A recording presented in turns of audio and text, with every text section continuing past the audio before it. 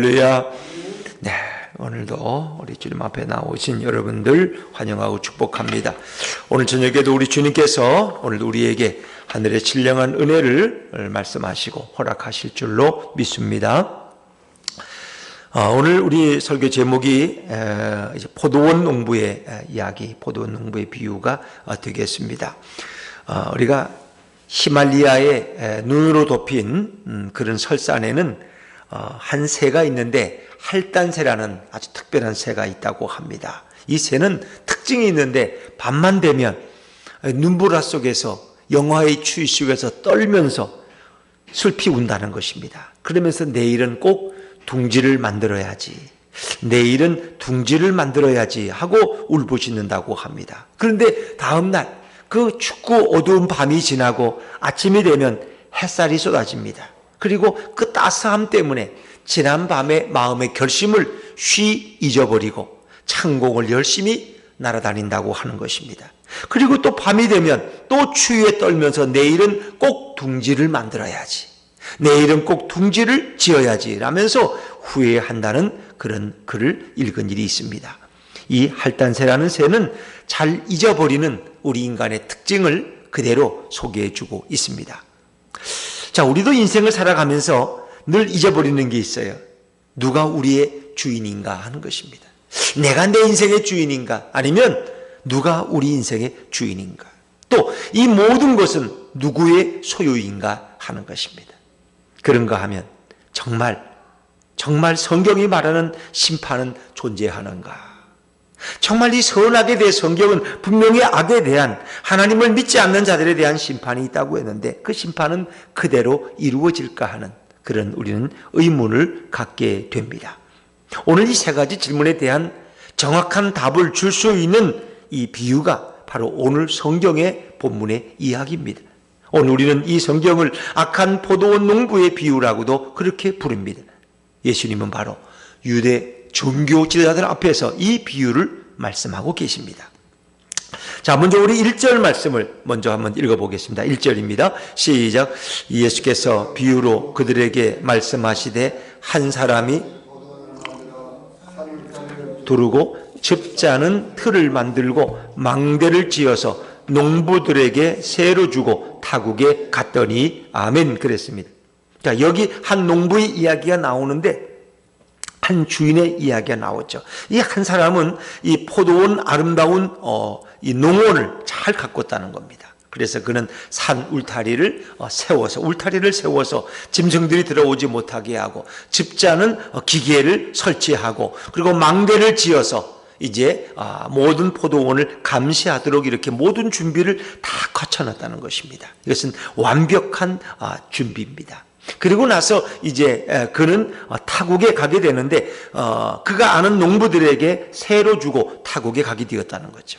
그 당시에는 부재지주가 꽤 많았다고 합니다. 이렇게 땅은 소유하는데 실제 그 살림은 저 도시에서 하든가 먼 나라에 가서 생활하는 경우가 있다고 합니다. 그러면 소작농들은 그 주인이 맡긴 포도원을 잘 관리하고 농사를 지어서 가을에 수확이 나오면 거기에 대한 소출 얼마를 그 주인에게 보내는 것으로 이제 소작인과 주인의 관계가 형성되게 됩니다. 자, 그래서 시간이 지났는데 오늘 2절의 말씀을 한번 읽어보시죠. 2절입니다. 시작. 때가 이름에 농부들에게 포도원 소출 얼마를 받으려고 한 종을 보내니. 이제 아마 그들에게 소작농을 주고 꽤나 시간이 흘렀던 것 같아요. 이제 수확할 시기가 되어서 종들을 그 농부들에게 보내어서 아마 포도원 소출 얼마를 받고자 했다는 것입니다. 우리가 볼 때 이 주인은 욕심장이라든가 구두쇠 같지는 않아요. 아마 그들의 수확의 절반을 바쳐라, 10분의 7을 바쳐라 이러지는 않았을 것 같습니다. 적어도 아마 그 수확한 것 중에 일부를 그는 받고자 했을 거예요. 왜냐하면 그래야지 주인과 소작농의 관계가 형성되기 때문에. 법적으로도 우리가 남의 땅을 20년 동안 그것을 경작하면은 그것이 현행법으로 그 경작한 사람에게 소유권이 돌아간다고 합니다. 그래서 우리는 하다못해 그 사람이 생활도 어렵고 땅도 별로 안 좋으니까 쌀 한 마리라도 받아야지 그것이 그 소유주의 증거가 된다는 것입니다. 어찌 보면 오늘 이 포도원 주인도 아마 그런 여러 가지 이유 때문에 그들에게 아마 작은 수확을 요구했을 것입니다. 자, 그런데 오늘 이 종들의 모습을 보십시오. 주인은 별 조건 없이 그 농부들에게 기쁘게 그 포도원 전부를 다 맡겼습니다. 그리고 마음껏 경작하고 수확을 내서 참으로 그들의 삶을 이어가도록 배려한 것입니다. 그런데 오늘 종들은 어떤 행태를 보입니까? 자, 우리 3절, 4절, 5절 말씀 같이 읽습니다. 시작. 그들이 종을 잡아 심히 때리고 거저 보내었거늘 다시 다른 종을 보내니 그의 머리에 상처를 내고 능욕하였거늘 또 다른 종을 보내니 그들이 그를 죽이고 또 그 외 많은 종들도 더러는 때리고 더러는 죽인지라. 아멘. 자, 오늘 이 농부들의 모습은 어떻습니까? 여러분 보기에 우리 송 집사님이 보시기에는 이 농부들의 모습이 옳은 것 같아요? 잘못된 것 같아요? 악한 거죠. 분명히 소유주가 따로 있는데 자기에게 은혜를 베풀어서 이렇게 소작농을 맡겼는데 그러면 그 많은 포도원을 관리하고 거기서 경작해서 생활하는 것을 기쁘게 생각해야 되는데 그들은 악한 생각을 갖게 되었다는 거죠. 주인이 오늘 여기 없으니까 종들을 보냈는데 그 소출마저 주기가 싫어가지고 그들 어떻게 했어요? 첫 번째 보낸 종들을 심히 때리고 거저 보내 빈손으로 보냈다는 그냥 보내는 것도 아니고 때려서 보내. 참 악한 종들이죠. 4절에 보니까 그래서 주인은 다시 다른 종들을 또 보내는데 그들은 더 심하게 상처를 내고 그를 능욕하고 욕보이고 보냈다는 거죠. 욕보이다. 참 부끄러운 일이죠. 근데 이 주인은 참 인내심이 많은 사람이라는 걸 느낍니다. 첫 번째 종이 그렇게 돌아오면은 그냥 있을 수가 없는데 그는 혹시 그들이 착각했는지 모르니까 두 번째 종을 또 보냈다는 거예요. 근데 두 번째 종도 역시 능력을 받고 매를 맞고 상처를 입고 돌아왔어요. 근데 주인은 또 한 번 찾는 거예요. 또 다른 종들을 또 보내는 거예요. 그런데 그들을 보낼 때마다 그 농부들은 그 종들을 때리고 심지어 죽이기도 하고 이렇게 해서 빈손으로 돌려보내는 거예요. 이 아무리 착한 주인, 이 아무리 관대한 주인이지만 아마 그것만은 더 이상 용납할 수 없었던 것 같아요. 그래서 이 주인은 이제 비장한 결심을 하게 합니다. 그리고 나서 이제는 내 아들을 마지막으로 보내야 되겠다. 아무리 저들이 악할지라도 내 아들만은 존경하겠지, 내 아들만은 존대하겠지, 아마 이런 선한 생각을 했던 것 같습니다.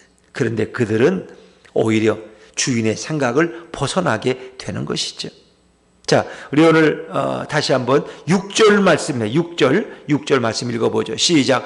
이에 한 사람이 남았으니 곧 그가 사랑하는 아들이라 최후로 이를 보내며 이르되 내 아들은 존대하리라 하였더니 아멘. 참 이 포도원 주인은 끝까지 선한 지혜를 가지고 선한 생각을 가졌어요. 이 약한 포도원 농부들은 주인의 기대를 벗어나는 것입니다. 이거 참 어리석은 거예요. 왜 그들은 악해 있을까? 여러분, 이 악한 포도원 농부들의 이야기는 곧 타락한 인간의 모습을 보여주고 있지 않습니까? 하나님 인간을 처음 만들 때 그 인간들은 하나님의 형상대로 지음받아서 그 마음 중심이 선했습니다. 그리고 하나님 앞에 영광 돌리고 하나님이 허락하신 그 에덴 동산에서 마음껏 자유를 누리며 하나님과 교제하는 행복한 삶을 살았습니다. 그들은 이 모든 소유가 바로 여호와 하나님임을 분명히 알고 있었습니다. 그들은 하나님의 말씀 안에 순종하면서 하나님의 위임하신 그 에덴 동산과 모든 대자연들을 잘 관리하는 직책을 감당했습니다. 그러나 그들이 범죄했을 때 뱀의 꾀임에 넘어서 결국은 하나님과 같이 되려고 그들이 눈이 어두워져서 결국은 욕심을 내었을 때 그들은 타락이라는 것을 경험하게 되고 죄가 그들을 지배하게 됩니다. 그때부터 그들은 하나님 앞에 영광을 돌리지 않습니다. 스스로 자기가 소유주가 되려고 합니다. 그리고 하나님을 등지고 살아가려고 하죠. 그들은 은혜를 모르는 자들이 되었습니다. 마치 이 교활한 포도원의 농부들처럼 종들을 죽이면 주인이 이제 안 보내겠지. 저 상속자니 저 아들마다 죽이면 이것이 우리의 것이 되겠지. 이런 악한 생각을 바로 이 포도원 농부들은 갖게 된 것은 곧 타락한 인간의 모습을 우리에게 보여주고 있는 것이죠. 자, 그래서 그 아들을 기대하면서 보냈는데 결국은 어떤 결과가 왔을까요? 7절과 우리 8절 말씀을 같이 읽으면 7절과 8절입니다. 시작. 그 농부들이 서로 말하되 이는 상속자니 자 죽이자. 그러면 그 유산이 우리 것이 되리라 하고 이에 잡아 죽여 포도원 밖에 내 던졌느니라. 포도원 주인의 아들을 잡아서 포도원 밖에 내 던졌다. 우리는 여기까지 오면 이제 이 본문이 어떤 것을 가리키는가를 알 수 있죠. 우리 예수님이 어디서 십자가에서 죽으셨습니까? 영문 밖, 예루살렘 성 밖에 골고다 언덕에 세워진, 그렇죠? 그 십자가에서 매어 달려 죽지 않습니까? 바로 오늘 그들은 포도원 밖으로 내어 던졌어요. 이것은 바로 예루살렘 성 밖에 세워진 골고다 언덕의 십자가를 우리에게 말씀해 주고 있는 것이죠.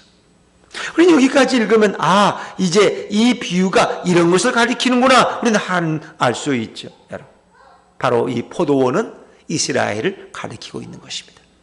포도원의 악한 농부들은 바로 유대 종교 지도자들, 제사장들과 서기관과 바리새인들, 그리고 오늘 우리들을 가리키고 있는 것이죠. 그리고 하나님의 아들로 오신 분, 그 포도원 농부의 아들은 바로 이 땅에 오신 우리의 구원자 메시아인 예수 그리스도를 가리키. 그리고 포도원 주인은 두말할 것도 없이 우리를 사랑하사 우리를 창조하시고 에덴 동산을 위해 에덴 동산을 준비해 주신 우리 여호와 하나님을 가리키고 있는 것입니다. 정말 이렇게 하나님은 선한 결과를 기대하고 은혜를 베풀어 주셨는데 정말 그 종말은 너무나 비참한 결과로 끝나게 되는 거죠. 정말 안타까운 결말을 우리는 보게 되는 거예요. 왜 인간은 이렇게 악할 수밖에 없는가? 왜 인간은 하나님의 뜻을 깨닫지를 못했을까 하는 것입니다. 이게 참 안타까워요. 그러니까 결국 어떻게 돼요? 포도원 주인이 어떻게 했을까요? 자, 우리 9절 말씀입니다. 9절 한번 읽어볼까요? 9절 시작. 포도원 주인이 어떻게 하겠느냐? 와서 그 농부들을 진멸하고 포도원을 다른 사람들에게 주리라. 아멘. 오늘 여기 소개되는 포도원 주인 여호와 하나님 어떤 분이에요? 그럼 우리를 위해서 아름다운 것을 준비하신 분이에요. 그래서 하나님이 인간을 만들기 전에 어떻게 했어요? 6일 동안, 물론 인간도 6일 마지막 째에 만들었지만 인간들을 위해서 해와 달과 이 온 우주와 대지를 준비해 놓으시잖아요. 인간을 만들기 전에 에덴 동산에 각종의 과일들과 먹을 것들을 준비해 놓으셨잖아요. 그렇죠? 그래서 우리가 때로는 뭐 어디 이렇게 얘들이 철렵을 가든가 또 교회에서 어디 야유회를 가도 이미 먼저 선발대가 가서 다 거기서 밥을 해 먹을 거면 다 솥 걸어놓고 이미 밥을 짓고 있잖아요. 그래서 우리는 나중에 가서 예배만 드리고 바로 밥을 먹을 수 있도록 수고하는 분들이 있습니다. 근데 하나님은 그러신 거예요. 인간을 흙으로 빚어서 생기를 코에 불어넣으시고 그가 인간을 만드시기 전에 이미 모든 필요한 것을 다 준비시켜 놓으셨어요. 오늘 포도원 주인은 선한 사람이었어요.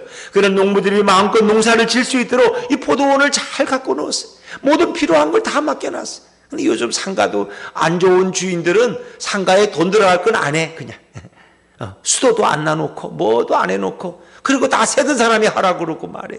그리고 다음 사람한테 받으라고 그러고 참 못된 주인들이 많아요. 그러나 정말 사랑 있는 주인들은 여기 새들어서 온 사람이 잘 살아야 될 텐데 그가 불편함이 없어야 되는데 새내는 것도 힘든데 이런 건 내가 줄여줘야 주인인 내가 그래도 그 사람보다 낫지 이래서 모든 걸 다 준비하는 이런 주인들도 있는가 하면 대부분의 상가 주인들은 그렇지 않습니다. 아무렇게나 그냥 삐껍데기 같은 거 던져주고 필요하면 니들이 알아서 해라. 니들이 알아서 해라. 이 참 어리석은 거예요. 거기 전기 계량기를 달아 해도 100만 원이 넘게 들고 수도 공사를 해도 100만 원이 들고 이 돈 들어가는 게 한두 가지가 아니에요. 근데 오늘 그런 냉혹한 상가 주인과는 다르게 오늘 여호와 하나님은 모든 것을 다 준비해 주셨어요. 우리를 위해. 오늘 포도원 주인도 농부들을 위해서 그 모든 것을 다 준비해 놓았어요. 참 그런데 오늘 이 농부들은 그 주인의 뜻을 배신하는 거예요. 어리석은 인생들은 결국 하나님의 뜻을 어기고 이런 큰 배반의 결과를 우리에게 보여주고 있는 것입니다. 여러분, 우리 하나님께서는 이스라엘 백성을 애굽에서 이끌어내셨습니다. 광야 40년을 거쳐서 이제 그들을 가나안 땅으로 인도해 가셨습니다. 정말 그들은 가나안에서 하나님이 정말 축복 가운데 살아가도록 모든 걸 다 준비해 놓으셨어요. 그리고 그들이 전쟁에 한 것이 아니라 하나님이 먼저 가셔서 이미 그 땅을 정복해 놓으셨고 그들이 가는 곳마다 승리하도록 그렇게 역사해 주셨어요. 그런데 그들은 하나님을 예배한 게 아니라 그 가나안 땅에서 농사 좀 더 잘 지려고 우상을 숭배하고 그들은 여호와 하나님을 배신하고 그 땅의 원주민의 우상들을 섬기기 시작했어요. 그래서 하나님은 너무너무 안타까워서 어떻게 합니까? 그들에게 예언자들을 보내는 거예요. 이사야를 보내고 에레미야를 보내고 엘리야를 보내고 사무엘을 보내고, 그래서 그들이 회개하고 돌아오도록 그렇게 하나님은 애쓰지만 그 예언자들이 누구예요? 바로 오늘 포도원 주인이 보낸 종들인 것입니다. 주인이 첫 번째 종을 보내고 두 번째 종을 보내고 세 번째 종을 보내도 고반 때려 죽게 만들고 능욕해서 보내고 심지어 빈손으로 보내고 그러는 거예요. 여러분, 이스라엘 백성들은 그렇게 사악한 자들이었어요. 하나님이 보낸 예언자들을 환영하지 않았습니다. 다 핍박하고 죽이고 그리고 매를 때리고 웅덩이에 던지곤 했습니다. 결국 하나님께서는 어떻게 하십니까? 그들을 심판하시는데 어떻게 이스라엘을 어떻게 심판합니까? 마치 포도원 주인이 이 사람들을 데리고 와서 그 농부들을 진멸하고 포도원을 다른 사람들에게 넘겨준 것처럼 하나님은 이제 BC 722년 북이스라엘의 수도 사마리아 도성에 아수르의 대군들을 보내서 그 사마리아를 함락시킨 거예요. 그래서 북이스라엘의 백성들은 결국 농락당하고 쫓겨나고 죽임을 당하는 것입니다. 그리고 포로로 끌려간 거예요. BC 586년에는 남왕국 유다의 성읍인 예루살렘에 바벨론이 침공에 들어와서 그 성을 다 허물어 버리는 거예요. 그리고 많은 사람들을 바벨론 포로로 끌고 간 것입니다. 이것이 바로 오늘 포도원 주인이 이제 행할 그 진멸이라는 말에 적합한 설명을 우리에게 주고 있는 것입니다. 그것만이 아니죠. AD 70년 예루살렘 성은 로마에 의해서 또 한 번 철저하게 파괴되어 버리고 그들은 이제 로마의 지배를 받는 것이 아니라 전 세계로 쫓겨나가는 그런 신세가 되어서 유대 백성들은 2000년 동안 나라 잃은 서름을 가지고 그들은 저 먼 이국 땅에서, 저 러시아의 그 추운 땅에서, 또 저 어디 유럽의 어떤 벌거벗은 땅에서 고통당하며 죽임당하며 궐시받으며 살아가는 그런 백성이 됐잖아요. 그래서 유대 민족은 특별히 이렇게 미움받는다는 거 아세요, 여러분? 우리 2000년의 역사 속에 유대인들은 유독 비난을 받았어요. 참, 우리 다른 민족이 이렇게 비난받는 게 아니라 일본하고 우리야 서로 그런 원한이 있으니 그렇지. 유대 민족들이 특별히 다른 사람한테 이렇게 미운 짓 할 게 뭐 있을까요? 그런데 러시아에서도 그들은 환영받지 못해. 미국에서도 처음에 환영받지 못해. 유럽에서도 마찬가지. 가는 곳마다 유대인들은 학대를 당합니다. 심지어 독일, 폴란드 땅에서는 어떻게 합니까? 나치에 의해서 400만이 가스실에 죽어나가는 이런. 히틀러가 유독 유대인을 그렇게 미워할 이유가 뭐 있어요? 유대인. 독일 사람하고 이스라엘하고 원수가 좋습니까? 그렇지 않잖아요. 근데 결국 그 모든 죄값을 치르는 거예요. 하나님의 아들로 오신 예수 그리스도를 결국은 십자가에 내어 던진 자들이 그들이었어요. 그들은 그 죄값을 2000년 동안 치르고 지금도 치르고 있는 거예요. 그들은 결국 예수 그리스도를 영접하고 믿지 않음으로써 결국 그들은 천국에 들어갈 수 없고 영원한 지옥에 떨어지는 비참한 존재들이 될 수밖에 없는 것입니다. 물론 하나님이 앞으로 어떻게 일하실지 몰라요. 메시아니 크리스찬이라고 하는 메시아니 유대인들은 그래도 예수를 영접하고 믿고 고난 속에서 살아가지만 지금도 대부분의 이스라엘 사람들, 유대인들은, 유대교를 신봉하는 사람들은 예수님을 하나님의 아들로 인정하지 않고 그들을 우리의 구주로 인정하지 않잖아요.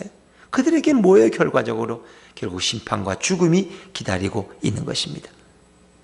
여러분, 결국 이 포도원의 종들은 순종해야만 했습니다. 그러나 그들은 불순종한 것입니다. 소출에 얼마를 내라는 주인의 최소한의 요구마저도 그들은 뒤엎어버리고 말았던 것입니다. 우리가 몇 년 전에 일본 후쿠시마의 후쿠오카인가요? 그 지진과 쓰나미가 밀려왔잖아요. 쓰나미가 밀려올 때 이제 일본은 그걸 예고를 했어요.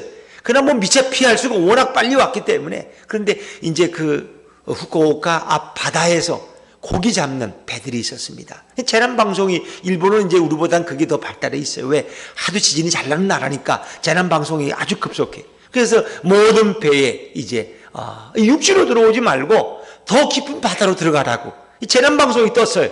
그런데 그 배들이 그대로 순종합니다. 살려면 내 가족도 걱정이 되고 빨리 육지로 가서 우리 가족을 대피시켜야 되는데 그러면 다 죽는 거예요. 그래서 그들은 얕은 바다로 육지로 나오지 않고 더 깊은 바다로. 왜? 더 깊은 바다에서는 쓰나미가 활동하지를 못해. 아무런 힘이 없어. 그건 얕은 바다에서만 쓰나미가 풍랑을 일으키는 것이지 깊은 바다에서는 아무런 영향이 없어. 그들은 그 재난방송을 듣고 순종했더니 그들은 어떻게 깊은 바다로 들어가서 쓰나미의 피해를 하나도 입지 않았다는 것입니다.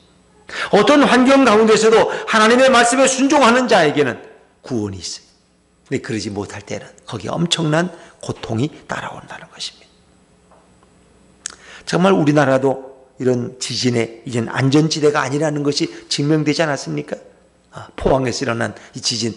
지금 뭐 1년, 2년이 다 돼 가는데 아직도 그분들이, 제가 얼마 전에 목사님들 만났더니 자기 친척이 그 포항에 살다가 이렇게 되는데 그 아파트에 들어갈 수가 없는 게 아파트가 이렇게 좀 금이 다가 있고 이렇게 약간 휘어져 있다는 거예요. 그 누가 거기 들어가서 불안에 잠을 잘 수가 언제 무너질지 몰랐어. 안전진단은 괜찮다고 하는데 그걸 못 들어간다. 그래서 결국은 체육관에서 지금 2년이 다 되도록 그렇게 생활하고 있는데 아무런 대책도 없다. 아무런 대책도. 그들은 거기 살다가 출근하기도 하고 뭐 직장도 못 나가면 거기서 그냥 텐트 속에. 왜? 거기를 떠나는 순간 모든 것이 다 끝나기 때문에, 다 해결된 것으로 되기 때문에 그들은 그 체육관을 지키고 앉아있다. 참 불행한 거예요. 아무런 대책이 해결되지 않아요. 그러니까 우리나라도 이 세이프존, 이 지진에서 안전지대가 아니라는 것입니다. 일본은 엄청난 쓰나미를 통해서 정말 큰 피해를 입고 또 원전까지 누출이 되어서 이런 올림픽 때문에 지금 뭐 이런 것이 많이 문제가 되어 있지 않습니까? 여러분, 결국은 하나님 앞에 순종하지 못한 결과는 이렇게 엄청난 고통을 가져온다는 것을 우리가 말씀하고 있는 거죠. 그 지진이 일어났을 때 일본에서도 희생하는 그런 사람들이 있었다고 합니다. 뭐 최후의 50인 결자대라고 하는데 월급도 많이 안 받는, 우리나라 돈으로 한 270만 원 이하 받는 아주 잡부들인데 그분들이 가장 위험한 곳에 뛰어들어가서 방사능 그 누출을 두려워하지 않고 거기 가서 그 가장 중요한 일들을 생명을 걸고 했던 그런 이들이 있었다고 합니다. 그들 참 대단한 분들이죠. 바닷가에 쓰나미가 몰려올 때 마지막까지 대피하도록 방송을 했던 한 동사무소 직원이 있었는데 이 직원은 마지막 대피하지 못하고 그 쓰나미에 휩쓸려서 결국 생사조차 찾을 수가 없었다고 합니다. 근데 이 재미있는 게 하나 있어요. 이 후쿠오카에 지진이 났을 때 그 방송이, 여러분 높은 데로 올라가십시오. 높은 데로. 낮은 데로 가지 말고 높은 데로 올라가십시오. 왜? 쓰나미가 들이닥치면 보통 4층 5층 높이의 호텔까지 다 잠겨버려요. 웬만한 나무를 다 뛰어넘으니까. 그리고 집은 다 허물어져 버리니까. 그래서 높은 산에 올라가는 말을 듣고 높은 산에 올라가 피신한 사람만이 안전했다고 하는 것입니다.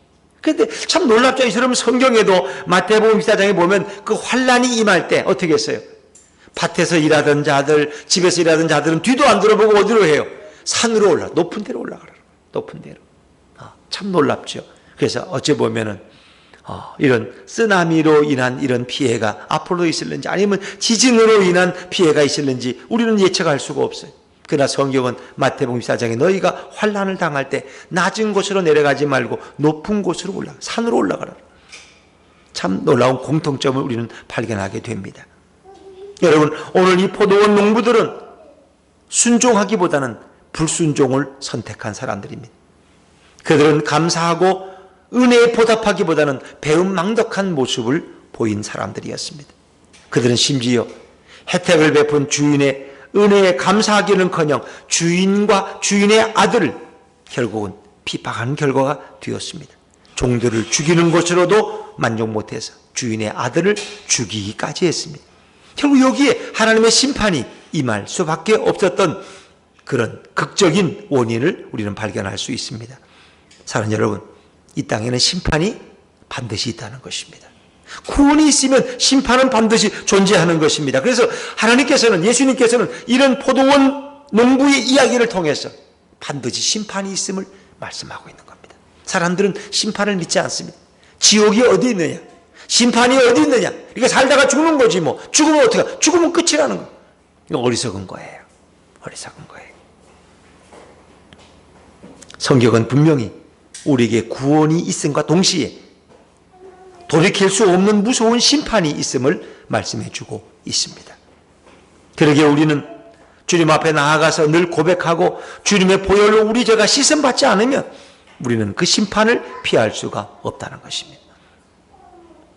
예수님께서는 이제 본인이 미래에 경험할 사역들을 미리 우리에게 예고해 주고 계시죠. 자, 우리 10절, 11절 말씀을 한번 다시 읽어볼까요? 10절, 11절입니다. 시작.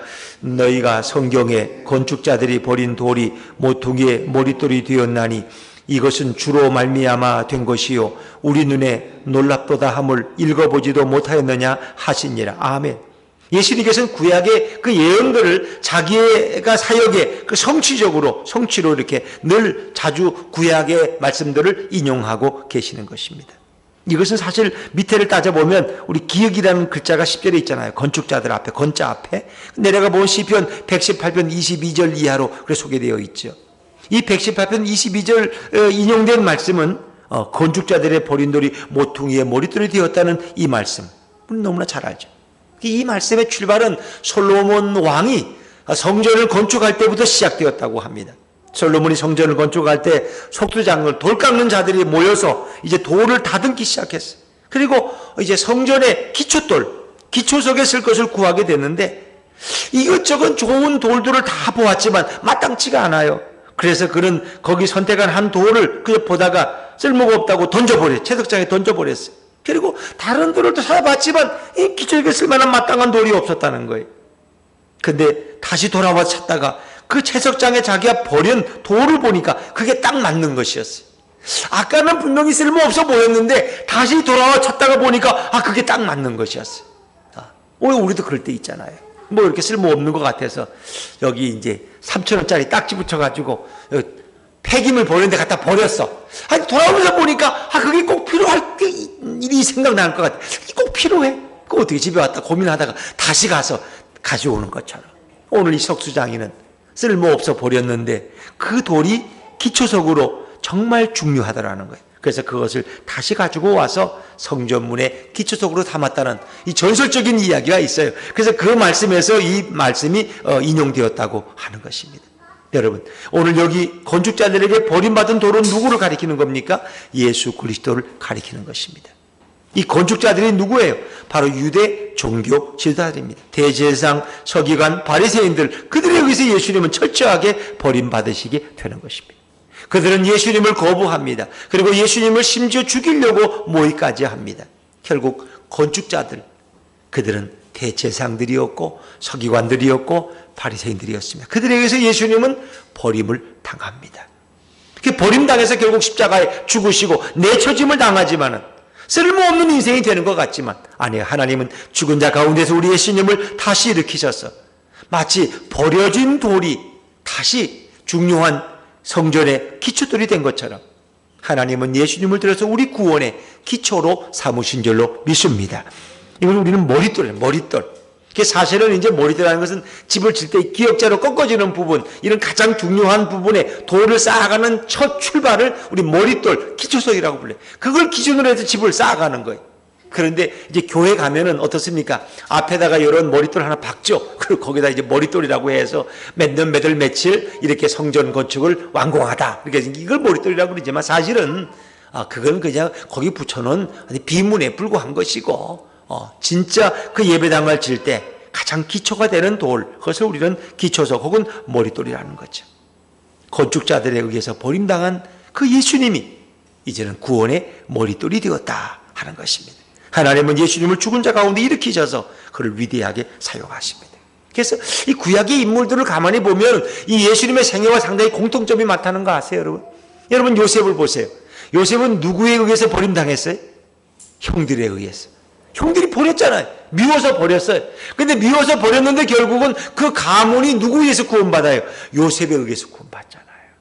그들은 필요 없다고, 저놈은 미운 놈이라고, 아버지 사랑만 차지하고 저런 놈 우리 집에 사라져야 된다고 갖다 버렸는데 나중에 알고 보니까 그 요셉이 국무총리가 되고 그를 통해서 결국은 야곱의 일가족이 다 구원받고 이스라엘 백성이 애굽으로 이주하게 되는 계기가 되지 않습니까? 그 애굽에서 그 고센 땅에서 결국 70명이 이주했지만 200년 후에 400년 후에 200만의 인구가 되어서 그들은 한 국가를 이루고 결국 가나안 땅을 향해서 40년을 행진하게 되지 않습니까? 요셉은 버림받은 사람이었습니다. 그러나 하나님이 그를 다시 들어서 어찌 보면 그 가문의 구원의 한 기초돌로 사용하시는 거예요. 여러분 어찌 보면 다윗도 마찬가지예요. 다윗도 그 8형제 가운데서 이세의 아들 8형제 중에서 가장 막내죠. 막내. 그래서 사무엘이 기름 부으러 왔을 때 결국 이세는 자기 아들 막내는 내놓지 않습니다. 7명만 쭉 세워놓지 형들만. 이 다윗은 어찌 보면 별로 인정을 못 받았어. 그래서 또 아들이 없느냐? 아니 막내 놈이 너무 어리고 걔는 양을 돌보고 있으니까 걔는 신경 안 써도 된다고.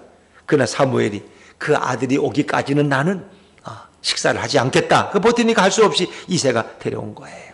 그런데 하나님이 택한 자가 바로 그 다윗이었다는 거예요.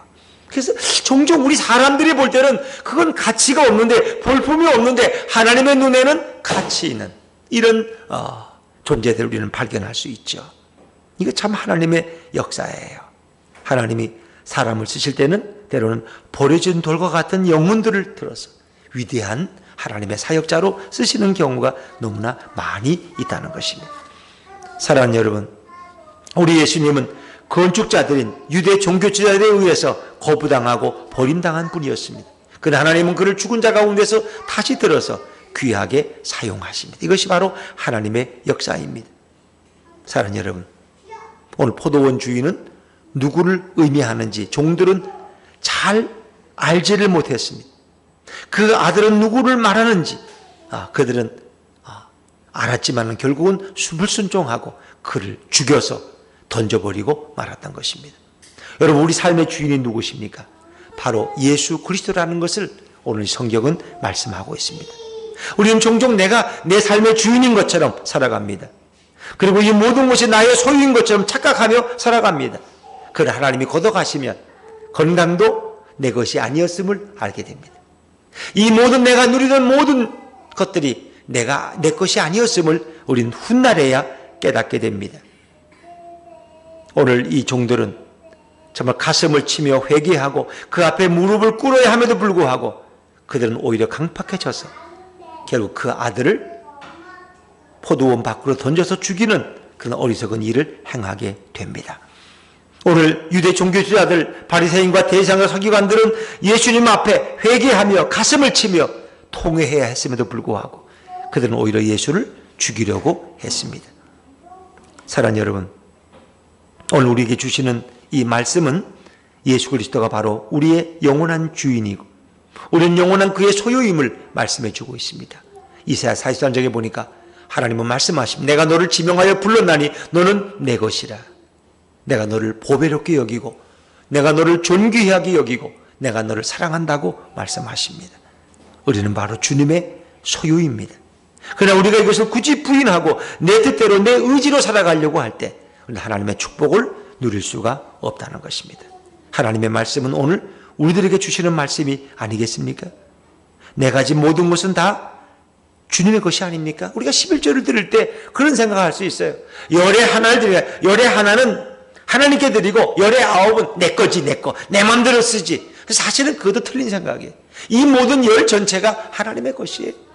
그런데 열의 하나라도 상징적으로 주님 앞에 돌려드림으로써 우리는 열의 아홉을 쓸 때도 주님의 것을 사용하는 마음으로 사용하라는 그런 뜻을 가지고 있지 않겠습니까, 여러분? 우리는 하나님이 주시는 말씀을 내게 주시는 말씀으로 잘 귀를 기울일 수 있어야 되겠죠. 어떤 예배 때 목사님이 설교하는데 앞에 앉은 할머니가 자꾸 뒤를 돌아보는 거예요. 예배 시간에 집중을 안 하시고 참 이렇게 헷갈리게 했죠. 할머니가 자꾸 뒤를 돌아보나 걱정이 되기도 하고 이 설교할 때 자꾸 목사님도 자꾸 딴 생각을 하게 돼. 그 예배 끝나고 할머니께 물어봤어요. 할머니, 그 설교 들을 때 그냥 앞에만 보시지 왜 자꾸 뒤를 돌아보시냐고. 누가 오기로 했냐니까. 아이 목사님, 그게 아니고요. 오늘 설교는 우리 며느리가 꼭 들어야 될 말씀인데 우리 며느리가 왔나 해서 확인하느라고 돌아봤다는 거예요. 여러분, 그 말씀은 바로 그 할머니 성도가 들어야 될 말씀. 근데 할머니는 우리 며느리가 들어야 될 말씀. 우리 며느리랑 저 말씀은 꼭 맞는 말씀이야. 이렇게 생각하는 것입니다. 우리는 하나님의 말씀을 내게 주시는 말씀으로 듣고 바로 내가 회개할 자고 내가 깨달을 자고 내가 돌이켜야 될 자라는 것을 알 수가 있어야 되겠죠. 그렇습니다. 우리의 주인은 누구십니까? 우리의 진정한 소유자는 누구십니까? 그분은 바로 예수 그리스도십니다. 그래서 우리는 먹든지 마시든지 무엇을 하든지 주님의 영광을 위해서, 하나님의 영광을 위해 살아가는 인생이 되어야 되지 않겠습니까? 우리 생애의 가장 중요한 결정들은 우리 주님께 여쭤보고 결정하고 있느냐 하는 것입니다. 아니면 내 소견에 하고 싶은 대로 우리는 살아가고 있느냐, 주님 오늘도 묻고 계십니다. 성경은 한 어리석은 부자의 예를 들면서 진정한 인생의 소유가 누구인가를 우리에게 말씀해 주시죠. 한 어리석은 부자가 농사를 졌더니 너무 수확이 많아서 그런 창고를 더 확장하고 그 농산물들을 다 쌓아놓고 보니까 이제는 평생을 일 안 하고 먹고 살겠어요. 그래서 그는 배를 두드리면서 이제는 내 인생을 즐기자. 일 안 해도 먹고 살 수 있다. 이제는 내가 먹고 즐기리라 라고 다짐하지만 오늘 하나님의 음성은 뭐예요? 오늘 밤 내가 너의 생명을 걷어간다면 이 모든 준비한 것이 누구의 것이 되겠느냐 하는 것입니다. 그것은 결코 자기의 것이 될 수 없습니다. 그 모든 것은 주님의 것이기 때문에. 그래서 우리는 겸손한 청지기로 살아가는 것입니다.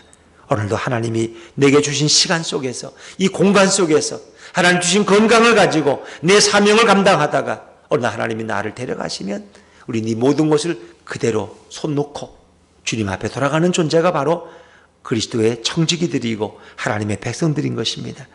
우리는 이제 오늘 이 저녁에 포도원 농부의 이야기를 통해서 내가 주님 앞에 겸손한 청지기로 살아왔는가를 돌아보면서 오늘도 우리 예수님께 영광 돌리고 그분의 인도를 따르는 저와 여러분의 새해가 될 수 있기를 주의 이름으로 축원합니다.